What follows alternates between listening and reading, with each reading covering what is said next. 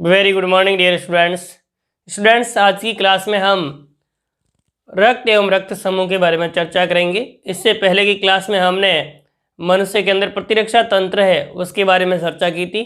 आज की क्लास में हम पढ़ने जा रहे हैं रक्त एवं रक्त समूह। उसमें सबसे पहले हमें ध्यान रखना है रक्त क्या होता है, ब्लड क्या होता है, फिर उसके बाद में हमें ध्यान रखना है रक्त समूह किसे कहते हैं। तो सबसे पहले हमें ध्यान रखना है किसके बारे में, रक्त या ब्लड के बारे में। रक्त किसे कहते हैं, ब्लड किसे कहा जाता है। तो इस प्रकार से ब्लड या रक्त के बारे में हमें ध्यान रखना है। ध्यान दीजिए, ब्लड या रक्त होता है वह किस प्रकार का ऊतक है। तो आप ध्यान दीजिए, यह एक तरल संयोजी ऊतक है। संयोजी ऊतक का मतलब क्या हुआ कि यह विभिन्न अंगों के मध्य जोड़ने का कार्य करता है। कैसे? तो आप ध्यान दीजिए कि हमारी आंत के अंदर जो भी भोज्य पदार्थ होते हैं उन भोज्य पदार्थों का पाचन होता है। आंत के अंदर पाचन होने के बाद ये भोज्य पदार्थ अवशोषित होते हैं और अवशोषित होकर के रुधिर एवं प्लाज्मा के साथ मिल जाते हैं और रुधिर और प्लाज्मा के साथ मिलकर के शरीर की विभिन्न कोशिकाओं तक पहुंचते हैं। और कोशिका में विभिन्न प्रकार की उपापचयी क्रियाएं होती है और उपापचयी क्रिया होने के फलस्वरूप वहां पर उत्सर्जी पदार्थ बनते हैं और ये उत्सर्जी पदार्थ होते हैं उन उत्सर्जी अंगों तक ले जाने का कार्य करते हैं, जहाँ से इन उत्सर्जी अंगों को रुधिर या जो प्लाज्मा होगा उससे निकाल करके और उत्सर्जी अंगों के द्वारा बाहर की ओर निष्कासित कर दिया जाता है। तो ये हमें ध्यान रखना है किस प्रकार का ऊतक है, संयोजी ऊतक होता है। और किस प्रकार का संयोजी ऊतक है, तो आप ध्यान दीजिए यह एक तरल संयोजी ऊतक होता है, ये हमें ध्यान रखना है। और आप ध्यान दीजिए ये आपको ध्यान रखना है गाढ़ा होता है, लचलचा, या आप ध्यान दीजिए तरल होता है एवं श्यान होता है, ये हमें ध्यान रखना है। किस प्रकार का होगा, गाढ़ा, श्यान एवं चिपचिपा तरल होता है। तो ये हमें रक्त की विशेषता ध्यान रखनी है। और इसका रंग होता है वो कैसा होता है, तो आप ध्यान दीजिए इनमें हीमोग्लोबिन नामक श्वसन वर्णक उपस्थित होता है, जिसके कारण से इनका रंग है वो लाल होता है। लाल रंग किसके कारण से होता है, तो आप क्या ध्यान दीजिए, हीमोग्लोबिन नामक श्वसन वर्णक होता है। हीमोग्लोबिन नामक श्वसन वर्णक उपस्थित होने के कारण से जो है वह किस प्रकार का होता है, तो आपको ध्यान रखना है ये लाल रंग का होता है। हीमोग्लोबिन होता है उसके अंदर तत्व कौन सा होता है, आयरन तत्व होता है, वो उपस्थित होता है। और आयरन युक्त जो यौगिक होता है उसे हीमोग्लोबिन कहते हैं। और हीमोग्लोबिन की उपस्थिति के कारण से ही जो श्वसन वर्णक आरबीसी में उपस्थित होता है और आरबीसी में हीमोग्लोबिन की उपस्थिति के कारण से रुधिर का रंग कैसा दिखाई देता है, लाल रंग का दिखाई देता है। रुधिर है उसके अंदर आप ध्यान दीजिए दो मुख्य घटक होते हैं, यानी इसके दो मुख्य घटक होते हैं, दो मुख्य भाग होते हैं। रुधिर के दो मुख्य घटक होते हैं, वो हमें ध्यान रखने हैं। एक घटक कौन सा ध्यान रखना है, तो पहला घटक हमें ध्यान रखना है प्लाज्मा उपस्थित होता है, या जिसे प्लेज्मा भी कई बार लिख दिया जाता है, प्लाज्मा या प्लेज्मा। तो रुधिर के अंदर तरल भाग होगा उसे हम प्लाज्मा कहेंगे। और रुधिर के अंदर कोशिकाएं उपस्थित होती हैं, जीवित कोशिकाएं, उन कोशिकाओं को हम क्या कहते हैं, रुधिर कणिकाएं या ब्लड कार्पल्स कहा जाता है। तो रुधिर कणिका या रुधिर कोशिकाएं लिख सकते हैं, ब्लड सेल्स उपस्थित होती हैं। तो दो मुख्य भाग होते हैं।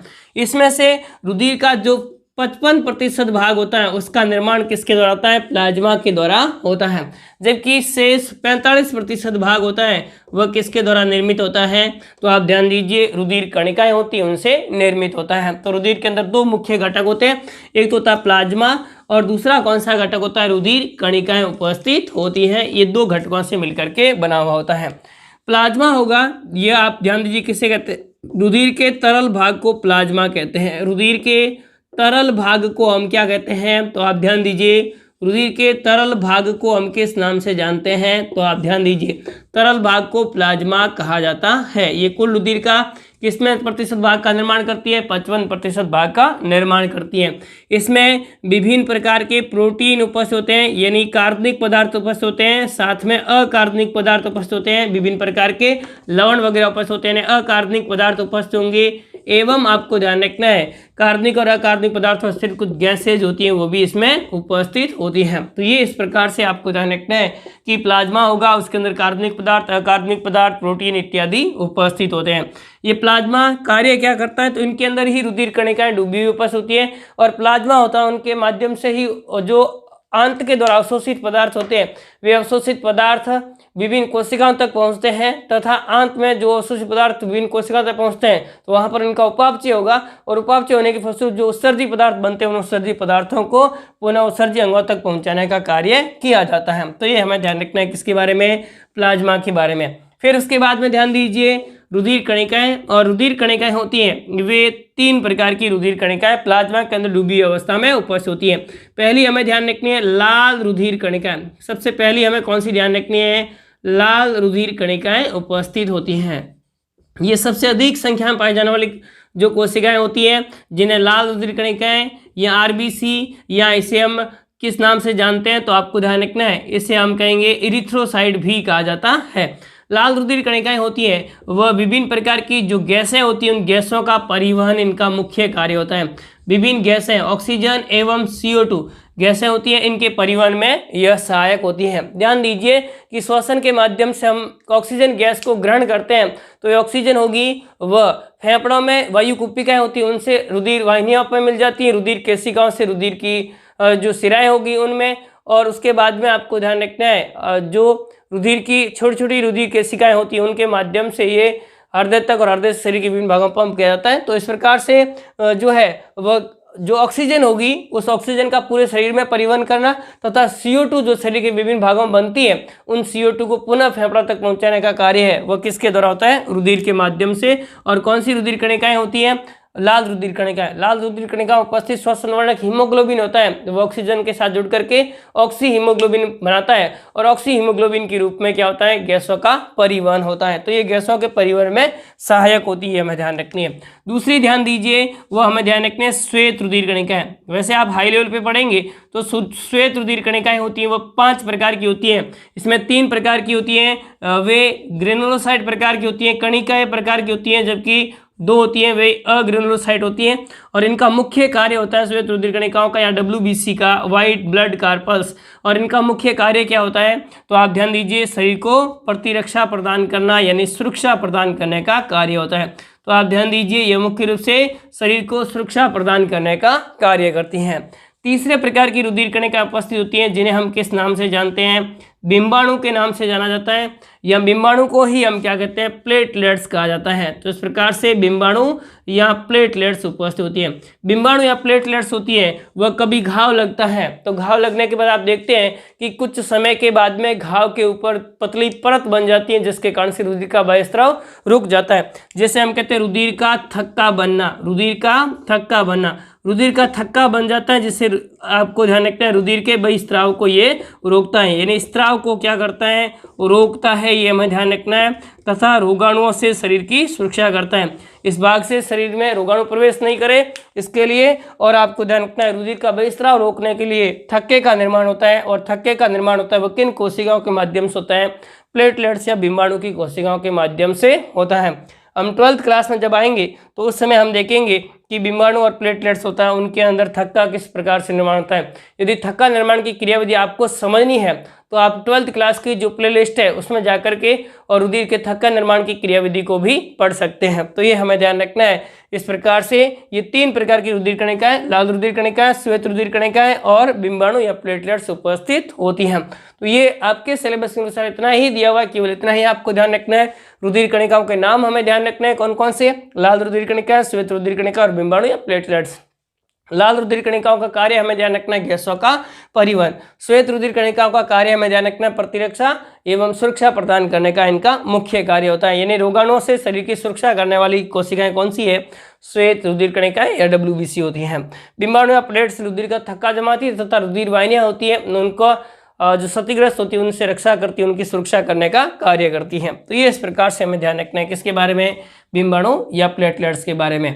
तो ये था किसके बारे में? रुधिर। और रुधिर किस प्रकार का उत्तक है? तरल संयोजी उत्तक है, गाढ़ा श्यान एवं लाल रंग का होता है। और लाल रंग किसके कारण से होता है? हीमोग्लोबिन के कारण से होता है, ये हमें ध्यान रखना है। और हीमोग्लोबिन के कौन सा तत्व उपस्थित होता है? आयरन तत्व उपस्थित होता है। अब हम नेक्स्ट अगला चर्चा करेंगे और अगला हमें कौन सा ध्यान रखना है? रुधिर समूह। तो ध्यान दीजिए रुधिर समूह होते हैं उसकी खोज सबसे पहले की थी वो किस वैज्ञानिक ने की थी? तो आप ध्यान देंगे कार्ल लैंडस्टीनर ने इसकी खोज की थी।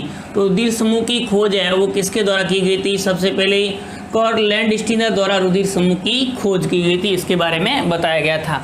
ध्यान दीजिए रुधिर समूह होते हैं उसमें आप देखेंगे कि रुधिर समूह होता है वो किस प्रकार से होता है। तो आप देखेंगे कि जो हमारे शरीर के अंदर आरबीसी उपस्थित होती हैं उन आरबीसी की सतह पर जो एंटीजन उपस्थित होता है और प्लाज्मा के अंदर एंटीबॉडी उपस्थित होती हैं। यानी आरबीसी होगी, उस आरबीसी की सतह पर क्या उपस्थित होते हैं, तो सतह पर एंटीबॉडी उपस्थित एंटीजन उपस्थित होता है। सतह पर क्या उपस्थित होगा, एंटीजन उपस्थित होता है, जो कि एक प्रकार का आपको देखते हैं ग्लाइकोप्रोटीन से बना हुआ होता है। और आप ध्यान देंगे तो प्लाज्मा के अंदर क्या उपस्थित होता है, प्लाज्मा होगा उसके अंदर एंटीजन उपस्थित होते हैं। प्लाज्मा के अंदर क्या एंटीबॉडी उपस्थित होती हैं। तो इस प्रकार से एंटीबॉडी उपस्थित होती हैं या एंटीबॉडी उपस्थित होती हैं। तो प्लाज्मा में एंटीबॉडी और आरबीसी की सतह पर एंटीजन उपस्थित होते हैं।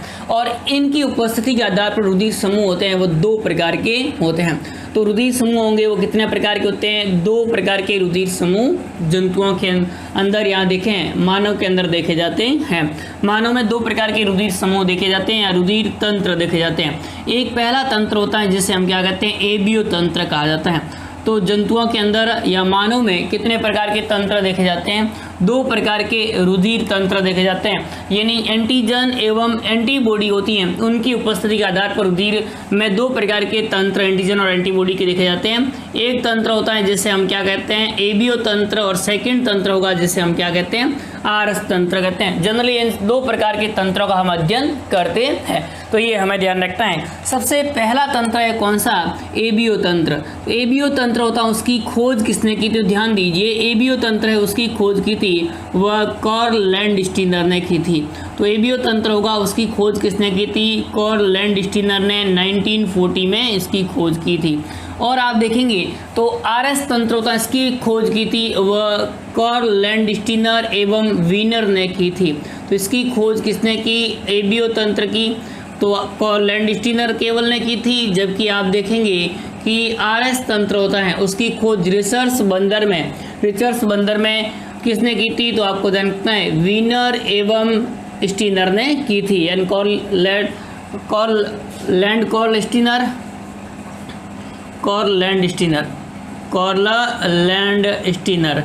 और आप देखेंगे कार्ल लैंडस्टीनर के अतिरिक्त वीनर, इन दोनों ने इनकी खोज की थी 1940 में। तो ये हमें ध्यान रखना, 2 प्रकार के तंत्र हम अध्ययन करते हैं। सबसे पहला तंत्र हम देखेंगे वो कौन सा तंत्र, एबीओ तंत्र। देखिए एबीओ तंत्र में आपको क्या ध्यान रखना है कि जो आरबीसी होती हैं उन आरबीसी की सतह पर, यानी आरबीसी होगी उनकी सतह पर क्या पाए जाते हैं, एंटीजन उपस्थित होते हैं। आरबीसी की सतह पर क्या उपस्थित होते हैं, एंटीजन उपस्थित होते हैं। तो इस प्रकार से ये आरबीसी है और इन आरबीसी की सतह पर क्या उपस्थित होगा, तो आरबीसी की सतह होती है उस पर आरबीसी की सतह पर एंटीजन उपस्थित होते हैं। तो आरबीसी होगी उनकी सतह पर एंटीजन उपस्थित होते हैं। और एंटीजन होते हैं उसमें आप देखेंगे कि जो आरबीसी की सतह पर अगर एंटीजन है वह ए एंटीजन है तो रुधिर ग्रुप कौन सा होगा, ए समूह होता है। तो रुधिर समूह कौन सा होगा, ए समूह होता है। तो ये रुधिर समूह होगा उसे हम ए कहेंगे। इसी प्रकार से जो है वह आरबीसी, ये जो एंटीजन होता है वो किससे बना होता है, तो ग्लाइकोप्रोटीन से बना हुआ होता है। तो ये ग्लाइकोप्रोटीन से निर्मित होता है और ये अगर ए है तो उसे हम रुधिर समूह को ए कहेंगे। और एंटीजन होता है वो कौन सा होता है, आप देखेंगे बी, और एंटीजन बी होता है तो इस प्रकार का होगा तो उसे हम क्या कहेंगे, तो आपको देखना रुधिर समूह बी कहा जाता है। तो इस प्रकार का रुधिर समूह होगा, उस रुधिर समूह को हम किस नाम से जाना जाता है, बी ग्रुप के नाम से जाना जाता है, बी समूह के नाम से जाना जाता है। यदि आप ध्यान देंगे तो आरबीसी की सतह पर ये दोनों एंटीजन उपस्थित होते हैं, ए भी उपस्थित होता है और साथ में कौन सा उपस्थित होता है, बी भी उपस्थित होता है। तो इस प्रकार की परिस्थिति होगी, ए भी उपस्थित होता है और साथ में कौन सा उपस्थित होता है, बी, यानी एंटीजन ए और एंटीजन बी दोनों उपस्थित होते हैं। तो इस प्रकार की परिस्थिति होगी उस रुधिर समूह को हम क्या कहेंगे, ए बी समूह कहा जाता है। इस प्रकार के रुधिर समूह को हम किस नाम से जानते हैं, ए बी रुधिर समूह के नाम से जानते हैं। यदि आप ध्यान देंगे कोई एंटीजन उपस्थित नहीं होता है, एंटीजन एब्सेंट होता है, तो इस प्रकार का रुधिर समूह होगा उसे हम क्या कहेंगे, ओ के नाम से जाना जाता है। तो ये हमें ध्यान रखना है कि एबीओ तंत्र के अनुसार आरबीसी की सतह पर एंटीजन उपस्थित होते हैं जिन्हें हम क्या कहते हैं, ये ग्लाइकोप्रोटीन से बने होते हैं जिसे ग्लूटिनोजन भी कहा जाता है। तो इसे हम क्या कहेंगे, ग्लूटिनोजन के नाम से भी जाना जाता है। जबकि आप ध्यान देंगे तो आपको ध्यान रखना है जो इनके अंदर पार्श्व में जो प्लाज्मा होता है, यानी इसके पार्श्व में कौन सा भाग होगा, प्लाज्मा, और उस प्लाज्मा के अंदर क्या उपस्थित होती है, एंटीबॉडी उपस्थित होती है। यानी प्लाज्मा है, उस प्लाज्मा के अंदर क्या उपस्थित होगा, तो प्लाज्मा होता है उसके अंदर एंटीबॉडी उपस्थित होती है। तो प्लाज्मा के अंदर कौन सी एंटीबॉडी उपस्थित होगी, किस प्रकार से होती है, तो ये प्लाज्मा होगा और उसमें प्लाज्मा में क्या उपस्थित होती है, एंटीबॉडी। देखिए यहाँ पर एंटीजन कौन सा ए है, तो एंटीजन ए होगा, तो इस प्रकार के एंटीजन ए होने समान एंटीबॉडी नहीं होगी, यानी यहाँ पर एंटीबॉडी होगी वो एंटीबॉडी ए नहीं होगी, ए एंटीबॉडी होगी तो आपको ध्यान रखना है कि एंटीजन ए एवं एंटीबॉडी ए होगी, उसके मध्य क्या हो जाएगा, समूहन हो जाएगा, यानी उनके मध्य एंटीजन एंटीबॉडी पारस्परिक क्रिया हो जाएगी, यानी दोनों आपस में क्या हो जाएंगे, भिड़ जाएंगे, मुकाबला हो जाएगा, और दोनों की भिड़ंत होने के फलस्वरूप क्या होगा, तो दोनों की भिड़ंत होने के फलस्वरूप ब्लड है, आरबीसी है वो नष्ट हो जाएगी, आरबीसी होगी वह गुच्छे बना लेगी, और आरबीसी गुच्छे बनाने के फलस्वरूप जो प्रक्रिया होती है उसे हम क्या कहते हैं, एग्लूटिनोजेंस, या जिसे हम क्या कहेंगे, रक्त समूहन कहा जाता है। तो इस प्रकार से रक्त समूहन की प्रक्रिया हो जाती है। तो इसमें एंटीजन होता है ए, उसमें एंटीजन ए होगा, उसके विरुद्ध एंटीबॉडी ए नहीं होगी। तो इसमें कौन सी एंटीबॉडी हो सकती है, एंटीबॉडी बी हो सकती है, क्योंकि एंटीबॉडी बी दूसरा रुधिर समूह है, तो उसको पहचानने के लिए इसमें कौन सी हो जाएगी, एंटीबॉडी बी उपस्थित होती है। इसी प्रकार से आप देखेंगे कि जिसमें एंटीजन बी उपस्थित है उसके अंदर आप देखेंगे तो जो एंटीजन बी उपस्थित होता है उसके अंदर एंटीबॉडी कौन सी उपस्थित होगी, ए एंटीबॉडी उपस्थित होती है। अब देखिए यहाँ पर दोनों एंटीजन उपस्थित है, एंटीजन ए भी उपस्थित है और एंटीजन बी उपस्थित है, तो इसमें कोई एंटीबॉडी होगी क्या, नहीं होगी। यदि एंटीबॉडी ए होगी तो भी आपको ध्यान रखना है क्या हो जाएगा, समूहन हो जाएगा, और आपको ध्यान रखना है एंटीजन बी उपस्थित होगा तो भी क्या हो जाएगा, समूहन हो जाएगा, तो एंटीबॉडी कोई भी नहीं होगी। यहाँ पर एंटीबॉडी होती है वो क्या होती है, एब्सेंट होती है, नो एंटीबॉडी, यानी यहाँ पर कोई एंटीबॉडी नहीं उपस्थित होती है। यहाँ आप देखेंगे तो एंटीबॉडी कौन सी उपस्थित होगी, यहाँ पर कोई एंटीजन है ही नहीं, तो दोनों हो सकती है, एंटीजन ए भी उपस्थित हो सकता है एंटीबॉडी, या एंटीबॉडी बी भी उपस्थित हो सकती है। तो एंटीबॉडी बी और ए दोनों उपस्थित होती हैं, वह रुधिर समूह ओ वाले व्यक्तियों में उपस्थित होती हैं। तो इस प्रकार से हमें ध्यान रखना है कि एबीओ तंत्र के अनुसार रुधिर के अंदर दो प्रकार की एंटीजन पाए जाते हैं, एंटीजन ए एवं बी।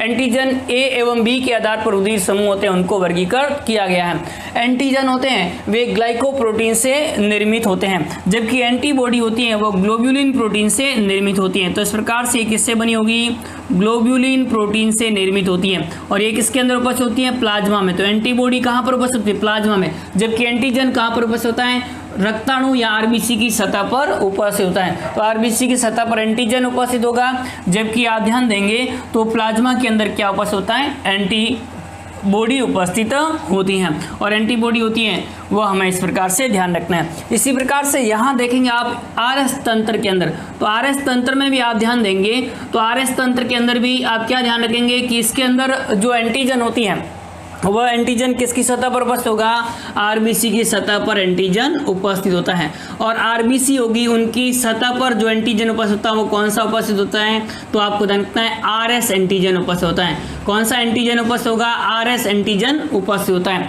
तो इस प्रकार का होगा जिसमें आरएस एंटीजन उपस्थित होता है उसे हम क्या कहते हैं, आरएस पॉजिटिव कहा जाता है। वे व्यक्ति जिसमें आरएस एंटीजन उपस्थित होगा उसे आरएस पॉजिटिव के नाम से जाना जाता है। अगर ये एंटीजन है वह आरएस एंटीजन अनुपस्थित होता है, उपस्थित नहीं होता है, यानी आरएस एंटीजन होगा वह एब्सेंट होता है, उपस्थित नहीं होता है। तो इस प्रकार की परिस्थिति होगी जहां पर आरएस एंटीजन होता है वह नहीं उपस्थित होता है, तो इस प्रकार के व्यक्ति होंगे उन्हें हम क्या कहेंगे, आरएस नेगेटिव के नाम से जाना जाता है। तो जिसमें आरएस एंटीजन उपस्थित होगा उसे आरएस पॉजिटिव कहेंगे, जिसमें उपस्थित नहीं होगा उसे हम क्या कहेंगे, आरएस एंटीजन नेगेटिव कहा जाता है। और आप देखेंगे कि इसमें प्लाज्मा के अंदर एंटीबॉडी कौन सी उपस्थित होती है, तो आरएस पॉजिटिव है, तो इसमें एंटीजन आरएस है, तो मतलब एंटीबॉडी होगी वह आरएस उपस्थित होगी क्या, इसमें एंटीबॉडी आरएस उपस्थित होगी, नहीं उपस्थित होगी। पर यहाँ आप ध्यान देंगे तो यहाँ इस अनुसार तो होनी चाहिए, पर जो आरएस तंत्र होता है उसके अंदर एंटीजन आरएस होगा वह इसमें भी उपस्थित नहीं होगा। तो एंटीजन होता है वह प्राकृतिक रूप से, नेचुरल रूप से कोई भी एंटीबॉडी होगी वह आरएस के विरुद्ध प्लाज्मा के अंदर नहीं पाई जाती है। प्राकृतिक रूप से प्लाज्मा में आरएस के विरुद्ध RS एंटीजन के विरुद्ध कोई भी एंटीजन उपस्थित नहीं होती है। तो ये हमें इस प्रकार से ध्यान रखना है। तो इस प्रकार से जो रुधिर समूह होता है वह एबीओ तंत्र के अनुसार कितने प्रकार के होते हैं? 4 प्रकार के रुधिर समूह उपस्थित होते हैं, ए, बी, AB और O। जबकि RS तंत्र के अनुसार एंटीजन उपस्थित होगा तो उसे RS पॉजिटिव कहेंगे और उसे नेगेटिव कहेंगे। तो इस प्रकार से कुल रुधिर समूह कितने प्रकार के बन जाएंगे? A पॉजिटिव और A नेगेटिव। इसी प्रकार से B पॉजिटिव और B नेगेटिव, और AB पॉजिटिव और AB नेगेटिव, O पॉजिटिव और O नेगेटिव। तो कुल रुधिर समूह हो जाएंगे वो कितने हो जाएंगे? 8 प्रकार के हो जाएंगे। यानी जिसमें RS एंटीजन उपस्थित होगा तो उसे हम RS एंटीजन उपस्थित होने के कारण से A पॉजिटिव कहेंगे। अगर RS एंटीजन अनुपस्थित है तो उसे हम क्या कहेंगे? नेगेटिव कहा जाता है। तो ये हमें 2 प्रकार के रुधिर समूहों के बारे में पढ़ना है। सबसे पहले हम ध्यान देंगे किसके बारे में? एबीओ तंत्र के अनुसार। तो आप देखेंगे कि एबीओ तंत्र होता है उसके अनुसार, एबीओ तंत्र के अनुसार, एबीओ तंत्र के अनुसार जो रुधिर समूह होते हैं वह एंटीजन और एंटीबॉडी के आधार पर, एंटीजन एवं एंटीबॉडी के आधार पर 4 प्रकार के होते हैं। एंटीजन एवं एंटीबॉडी के आधार पर 4 प्रकार के होते हैं। के आधार पर कितने प्रकार के होते हैं? तो आप ध्यान देंगे आधार पर 4 प्रकार के होते हैं। ये हम बाद में पढ़ लेंगे, इसलिए आपको अभी ध्यान रखना इतना ही है। अब उसके बाद में एंटीबॉडी कितने प्रकार के होते हैं? 4 प्रकार के होते हैं। कौन कौन से 4 प्रकार होते हैं? तो ए दूसरा रुधिर समूह, बी तीसरा कौन सा? AB, और चौथा कौन सा हो जाएगा? O रुधिर समूह होता है। तो ये 4 प्रकार के रुधिर समूह उपस्थित होते हैं। अब देखिए ध्यान दें, तो इन 4 प्रकार के रुधिर समूह होते हैं, उसमें से जो 3 ये रुधिर समूह हैं A, B और O, इन तीनों की खोज है वो आपको ध्यान रखना है किसने की थी? कार्ल लैंडस्टीनर ने। इनकी खोज की थी वह किसने की थी? कार्ल लैंडस्टीनर ने की थी। तो इस प्रकार से कार्ल लैंडस्टीनर है, इसने खोज की थी A, B और आपको ध्यान रखना है AB और O रुधिर समूह की। जबकि AB रुधिर समूह है, इस AB रुधिर समूह की खोज की थी वो आपको ध्यान रखना है स्टर्ली ने की थी। तो इस प्रकार से इसकी खोज किसने की थी? स्टर्ली ने की थी। तो इस प्रकार से जो मार्सेलो एवं स्टर्ली ने खोज की थी वह किस? AB रुधिर समूह की थी। तो AB रुधिर समूह होगा उसकी खोज किसके द्वारा की गई है? तो आपको ध्यान रखना है स्टर्ली एवं कोस्टेलो द्वारा की गई है। तो स्टर्ली एवं डी कोस्टेले द्वारा की गई है। तो डी कोस्टेले एवं स्टर्ली है उनके द्वारा आपको ध्यान रखना AB रक्त समूह की खोज की गई है। अब देखिए इस में से आप देखेंगे ये चारों प्रकार के रुधिर समूह A, B, AB और O होते हैं। उनमें आप देखेंगे किसमें कौन से रुधिर समूह का दान किया जा सकता है। तो उसको हम एक चार्ट से समझ लेते हैं कि किस व्यक्ति में किस प्रकार से रुधिर समूह का दान किया जा सकता है।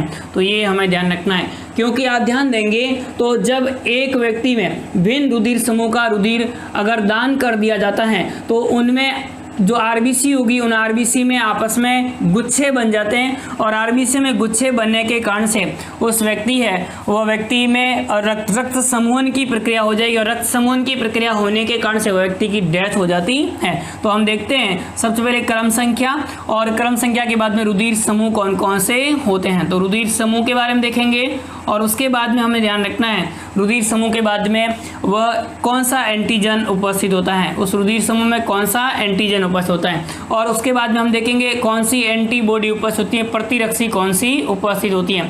तो ये प्रतिरक्षी कौन सी उपस्थित होती है, प्रतिजन कौन सा उपस्थित होता है। फिर उसके बाद में यह किसे रुधिर दे सकता है और किसे रुधिर ले सकता है। तो दे सकता है वो किसे दे सकता है, यानी ये रक्त किसे रुधिर दे सकता है, और किसे ले सकता है ये भी हमें ध्यान रखना है। तो किसे दे सकता है और किसे ले सकता है। फिर उसके बाद में आप देखेंगे भारत में कितने प्रतिशत लोगों में, भारत में प्रतिशत कितने लोगों में कौन सा रुधिर समूह उपस्थित होता है, ये भी हमें ध्यान रखना है। तो ध्यान दीजिए पहला रुधिर समूह है वो कौन सा है, तो आपको ध्यान का रुधिर समूह ए है। कौन सा रुधिर समूह ए, तो एंटीजन कौन सा होगा, जो रुधिर समूह वही एंटीजन होगा, तो एंटीजन ए होगा। तो एंटीबॉडी कौन सी होगी, ध्यान दीजिए एंटीबॉडी ए नहीं होगी, तो कौन सी हो जाएगी एंटीबॉडी, तो एंटीबॉडी बी उपस्थित होती है। तो एंटीबॉडी बी उपस्थित होती है।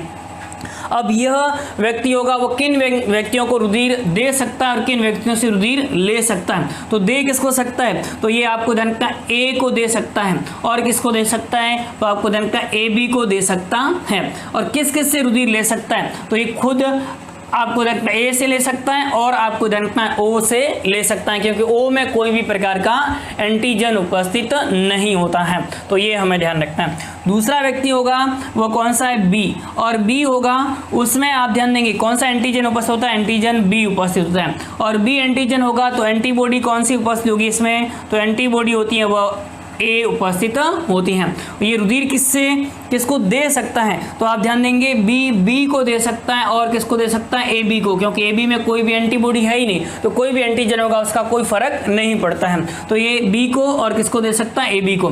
ले किस से सकता है, तो आप क्या ध्यान देंगे, ये ओ और किससे ले सकता है, तो आपको ध्यान रखना बी से ले सकता है, तो बी एवं ओ से ले सकता है। फिर उसके बाद में तीसरा रुधिर समूह है वो कौन सा है, ए बी रुधिर समूह।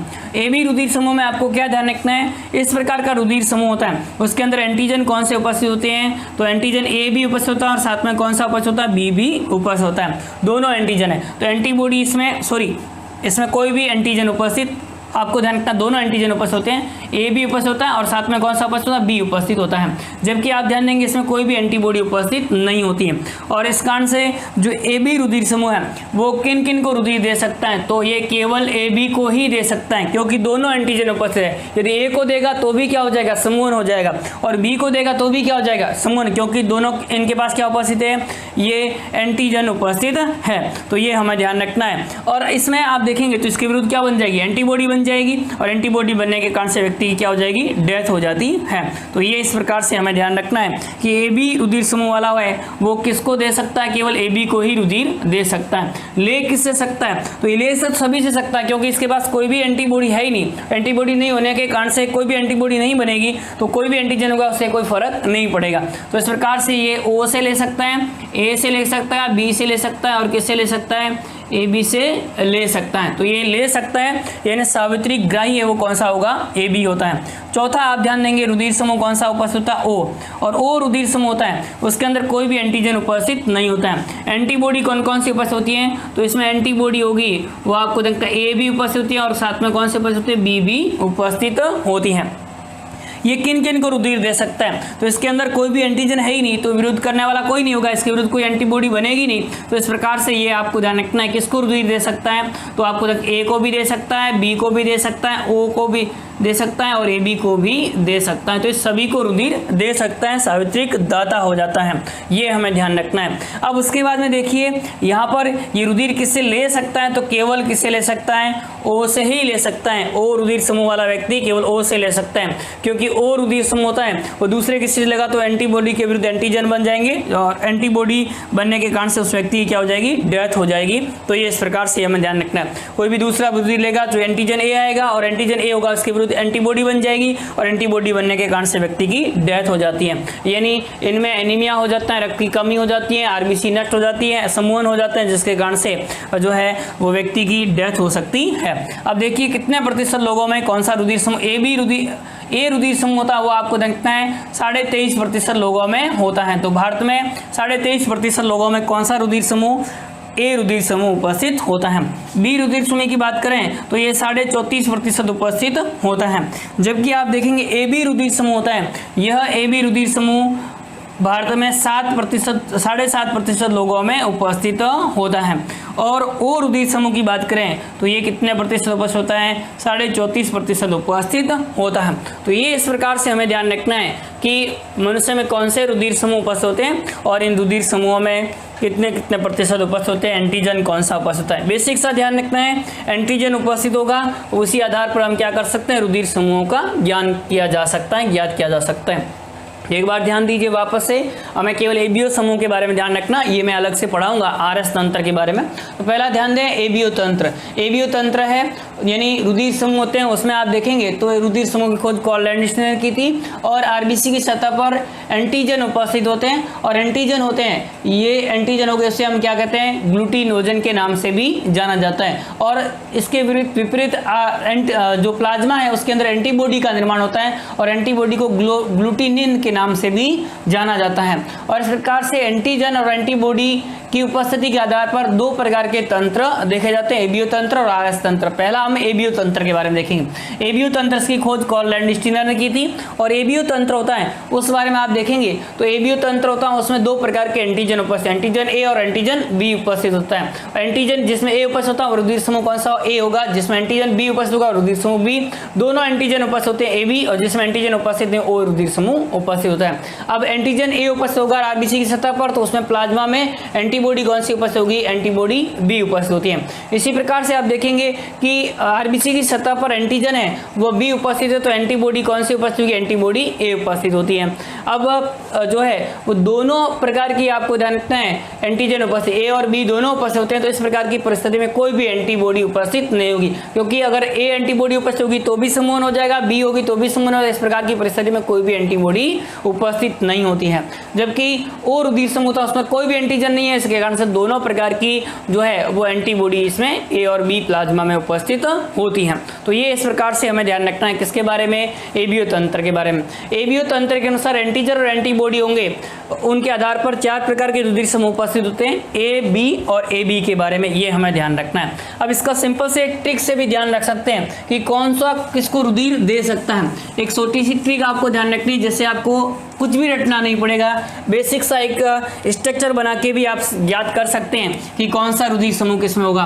ओ यानी यह आपको रखना है सब जगह फैला हुआ है, ओ है वो सब जगह फैला हुआ है, ये हमें ध्यान रखना है। और वो होगा वह सावित्रिक दाता है और सब जगह फैला होता है, ये हमें ध्यान रखना है। और रुधिर समूह कौन कौन से हो जाएंगे, ए बी, और आपको ध्यान रखना है कौन सा हो जाएगा ए और कौन सा हो जाएगा बी। तो ये हमें इस प्रकार से ध्यान रखना है। तो ये इस प्रकार से जो है वो रुधिर समूह के बारे में आपको ध्यान रखना है। अब देखिए ये किस किस को दे सकता है, एक तो आपको ध्यान का खुद से ले सकता है तो ये हमें ध्यान रखना एक।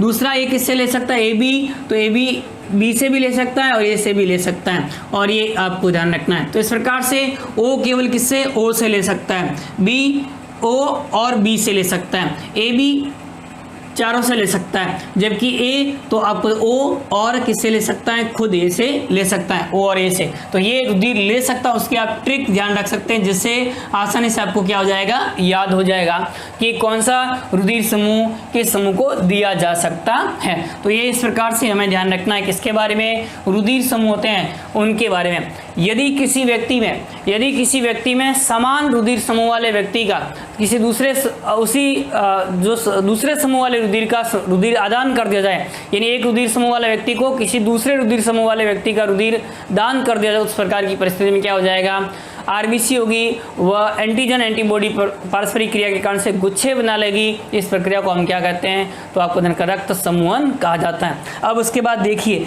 कौन सा रुधिर समूह सावित्रिक दाता है, तो ओ रुधिर समूह सावित्रिक दाता, क्योंकि इसमें कोई भी एंटीजन उपस्थित नहीं होता है। कौन सा रुधिर समूह सावित्रिक ग्राही है, तो आप क्या ध्यान देंगे, ए बी रुधिर समूह सावित्रिक ग्राही होता है, क्योंकि इसमें कोई भी एंटीबॉडी उपस्थित नहीं होती है।